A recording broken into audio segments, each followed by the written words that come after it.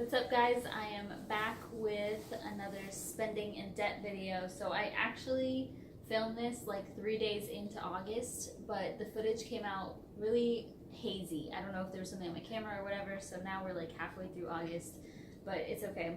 I did already write my blog post, so if you're interested in seeing everything typed up, like good news and bad news for the month, then go to livinglikeleila.com. I will put the direct link down in the description box. So let's just jump right into it.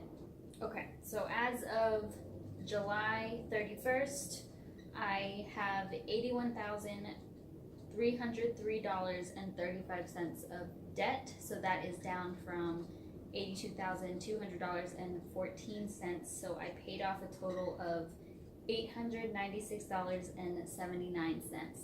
Now, if you remember from last month, I would like to be paying about $1,300 extra towards my debt. So that's on top of my car payment, my student loan debt, all that stuff, which I'll break down if you missed the first video. So I went a little bit lower this month, and I will explain why, because if you've been watching my videos, you'll know that I redecorated my room. So I did do a bit of extra spending, and I will break that down now. So as usual, I put a bunch into my savings. So $1,566.18 went to my savings account.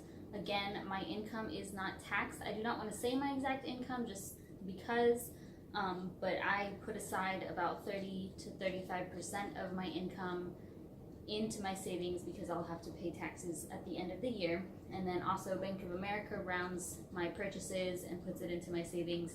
And also last month I said that I was using the app Capital with a Q, which I still think is a great app, but I decided to switch all of my savings, or just the smaller portion of my savings, over to the app Acorns, which is an investing app, and they do the investing for you. So if you use my link down below, you will get $5 if you sign up and make a deposit. So I trust it personally. I think it's awesome because I don't understand stocks completely in order to invest my money. So they do it for you. They identify your risk tolerance and all that stuff. So I have it set up to take out like $5 every week, and also to round up my purchases, and then I can put any amount that I want to. So it is gonna go up and down because it is having to do with the stock market, but if you are willing to risk that, it is a pretty easy investment. All right, so that was my savings. We're not going to count that towards my spending because that's still my money.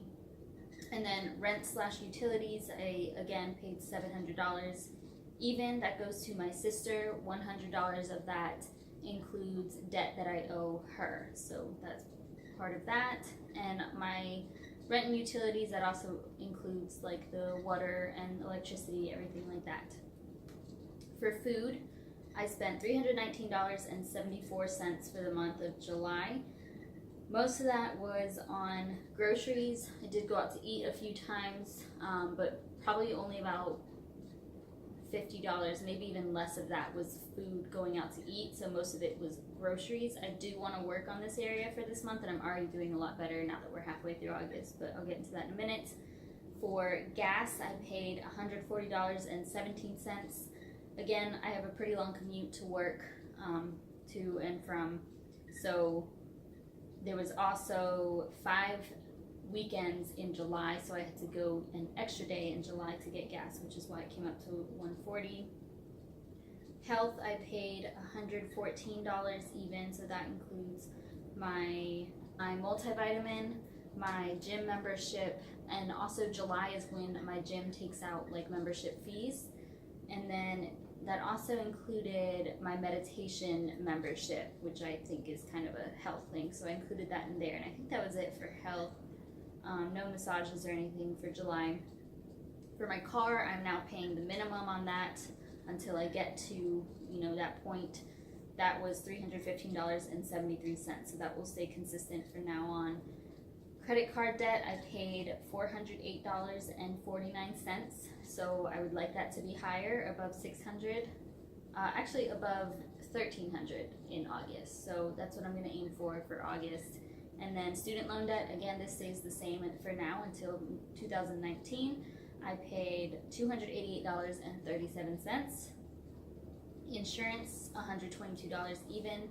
This includes my life insurance policy as well as vision and dental. So my health insurance is on top of my income at work, so that's not included in here. Business, I paid $12.99. That is $7.99 for my hosting and domain, and then $5 even for having Google G Suite, which is like having a specific email in order to send out emails to my blog subscribers. So I forgot to include that last month, but I do get charged. It's typically about $12.99 every month for my blog. And then other is the big area. So I spent $1,151.25 in other. So I'm pretty sure all of this was room decor. I did buy almost all new furniture, and it wasn't cheap, it wasn't used or anything like that, so I did spend a lot of money on that. I have made some money back from selling my old things already, but it's definitely not going to be that amount. But I am content with how my room looks and the vibe of it, so it's fine. I'm okay with spending my money on that. And I am not going to spend over $1,000 for the month of August on the other section. I don't know if anything else included. Babe, did I buy anything in July besides room decor? I don't think I bought anything else really besides room decor. If I did, it didn't make up a big portion of that $1,000. So that comes to a total of $3,572.74. And again, that total does not include my savings, so that was everything excluding my savings.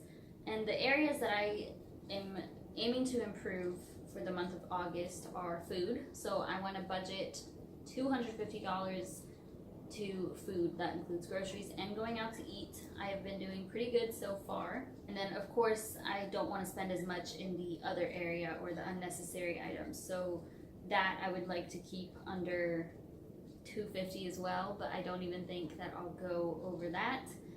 With that being said, I should be able to put at least $1,300 towards my debt, and I do plan on getting some extra income in the month of August, and hopefully that keeps up for the rest of the year at the pace that it has been at, and that will help a ton, so I can, start getting rid of this credit card debt faster and faster. And then I really cannot wait to start throwing hundreds at my student loans, because my plan right now is that I will finish paying off all of my credit card debt by December of 2018, and then January 2019 is when I'll be chopping down that student loan. And so for the past, I would say, month or so, now that it's August, whatever, middle of August, I have non-stop been listening to Dave Ramsey. And I just play his YouTube videos, so I'll be driving in the car to work, only listening to Dave Ramsey. When I come home to go to the gym, I go from work to the gym and only Dave Ramsey. So it's literally like at least 2 hours a day of Dave Ramsey, because I'll even sometimes listen to it at the gym, and I sometimes listen to it while I'm like cooking, or just like in my bathroom, or at work, even if I'm doing some sort of experiment where I can set up my phone.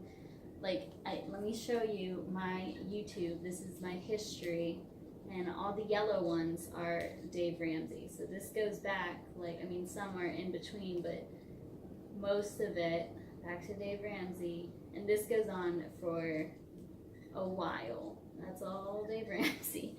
So I have literally just been surrounding my brain with financial stuff. So if it's not Dave Ramsey, besides sometimes when I'm doing cardio, I will watch something else like Nikki Blackketter or Kaylin Nicholson, whatever. But if it's anything else, if I am listening to something, it's either something motivational or something financial, obviously mostly Dave Ramsey. So that just motivates me even more to pay it off, because I hear the people doing their debt-free screens, or you know, just listening to their situations and the advice that he gives them, like I already know what he's gonna say at this point, so I feel like I have really mastered my finances at this point. And obviously I spent a lot in July, but that's not like regular for me. So at this point, I'm pretty sure that I can pay off all $81,000 of my debt in less than 4 years, possibly even under 3 years, maybe even 2 years. I don't know, it just depends on my finance, like my income over the next couple years. But at this rate, the income that I make now, and if nothing major change, no major change occurs, then I could pay it off in about 3 years and 8 months, which is a lot better than the like 15 years that would be predicted for this otherwise. So I think it's really important to like become obsessed, because debt is normal in America, and I'm not about that life. Like I refuse to be a slave to, you know, Navy and Bank of America or whoever has my money.